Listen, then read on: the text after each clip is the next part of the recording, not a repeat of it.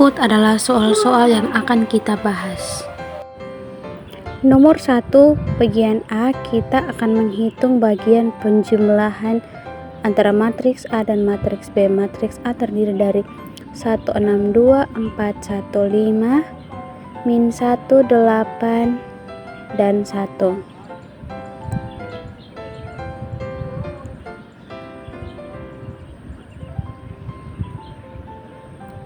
Pada matriks B terdiri dari angka 2, 0, 1, 7, 4, 2, 8, 1, 3. Kita akan menghitung penjumlahannya, yaitu di mana 1 ditambah dengan 2, karena A itu adalah penjumlahan, jadi 1 ditambah 2.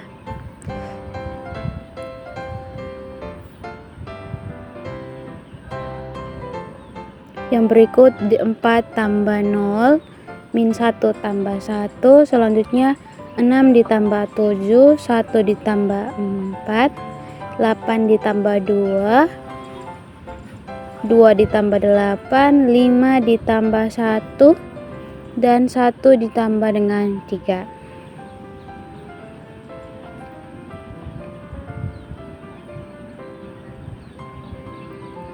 Maka hasilnya adalah 3, 4, 0, 13, 5, 10, 10, 6, dan 4. Ini adalah hasil dari penjumlahan matriks A dan matriks B.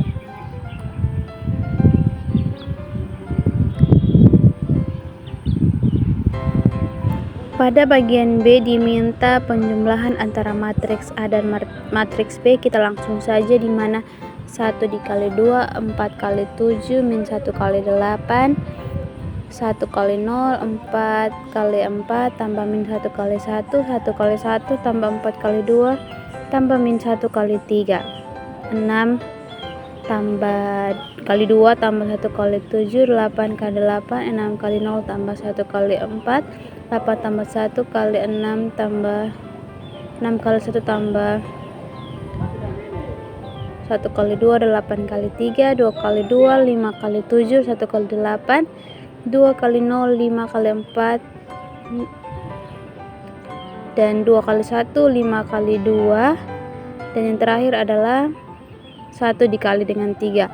Maka hasilnya adalah 22, 15, 6, 83, 12, 32, 47, 21, dan 15. Ini adalah hasil perkalian antara matriks A dan matriks B. Pada soal nomor 2, kita diminta untuk membuktikan bahwa persamaan Schrödinger satu dimensi bergantung waktu dapat dituliskan dalam bentuk berikut.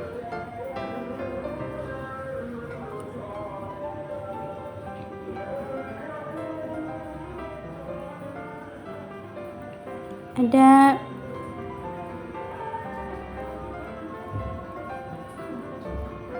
bentuk turunan, yaitu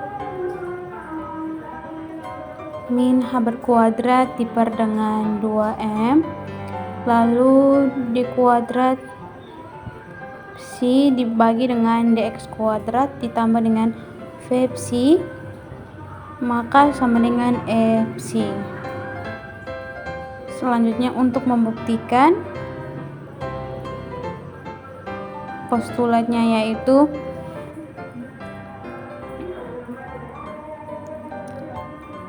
kita tulis E sama dengan H bar W, P sama dengan H bar K. Untuk energinya, energi kinetiknya, E sama dengan P kuadrat dibagi dengan 2M, maka sama dengan H berkuadrat kali K kuadrat dibagi dengan 2M.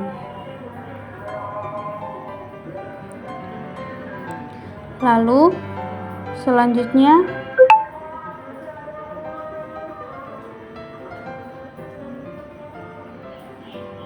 min H berkuadrat dibagi dengan 2M D kuadrat psi dibagi dengan dx kuadrat sama dengan E psi.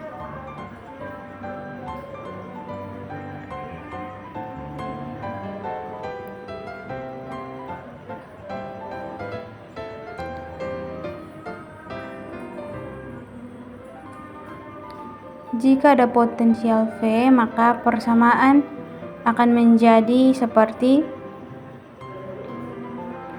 min H berkuadrat dibagi dengan 2M dikali dengan D kuadrat psi dibagi dengan dx kuadrat ditambah dengan V psi, maka sama dengan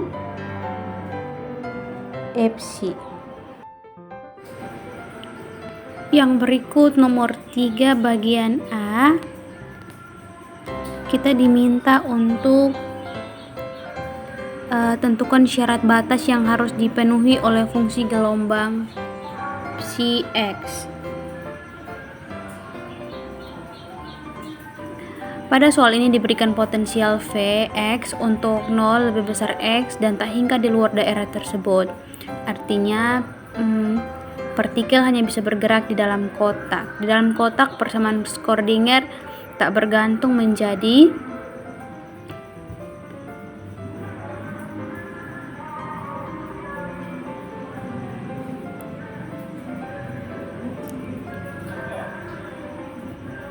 dalam kotak persamaan Schrödinger tak bergantung waktu menjadi min H berkuadrat dibagi dengan 2M dikali dengan D kuadrat psi dibagi dengan dx kuadrat sama dengan E psi.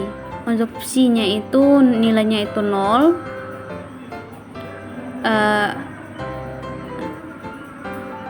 sama dengan 0, sedangkan psi L itu sama dengan 0 juga.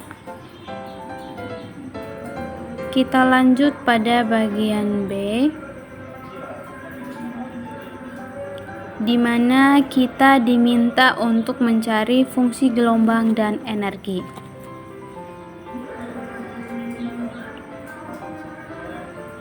Nah, dari persamaan yang ada di soal, kita peroleh solusi fungsi gelombang di mana psi nx sama dengan akar dari 2 L sin dalam kurung np x dibagi dengan L,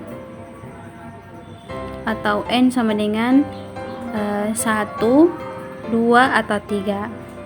Maka En sama dengan energinya itu sama dengan N kuadrat Pi kuadrat dan H berkuadrat dibagi dengan 2 dikali M dikali dengan L kuadrat.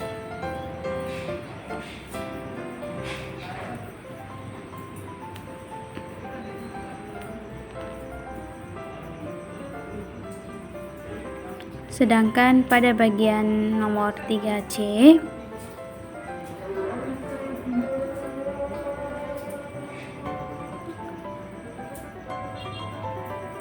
kita disuruh untuk menghitung mengenai perhitungan energi dasar, di mana pada bagian ini digunakan nilai panjang kotak L, atau L itu sama dengan 1 nm, dibawa ke meter itu jadi 1 kali 10 pangkat min 9 meter.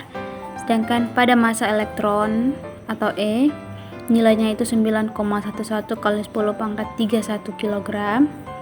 Dan dengan memasukkan ke rumus energi untuk N sama dengan 1, diperoleh energi dasar sebagai E sama dengan Pi kuadrat H berkuadrat dibagi dengan 2 kali ml. E1 sama dengan 60 kali 10 pangkat 20 J, menghasilkan 0,38 eV.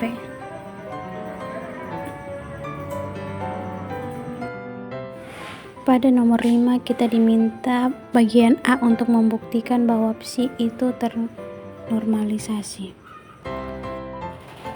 Pada bagian ini diperiksa apakah fungsi keadaan sudah ternormalisasi, di mana syarat ternormalisasinya itu dalam mekanika kuantum adalah psi sama dengan 1, di mana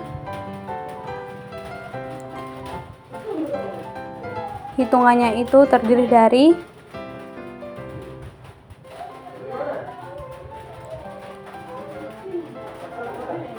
1/3 tambah akar 5/3 ditambah dengan akar 3/2 sama dengan 1 dibagi dengan 9 ditambah 5/9 ditambah 3/9 sama dengan 9/9, maka hasilnya itu adalah 1.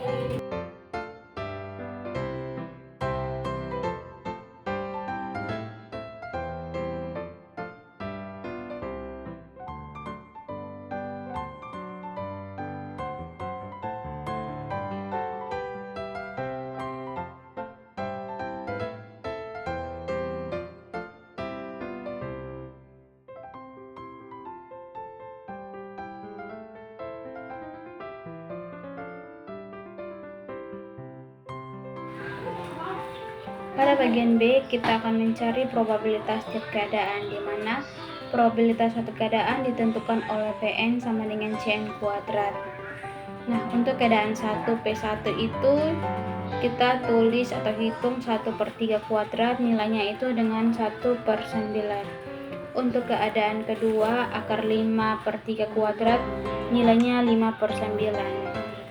Untuk keadaan 3 atau P3, nilainya akar 3/3 kuadrat, hasilnya 3/3. Maka kita hitung jumlah seluruh probabilitasnya itu P1 tambah P2 ditambah P3 sama dengan 1 tambah 5 ditambah 3 dibagi dengan nilai Q sama dengan 5/9.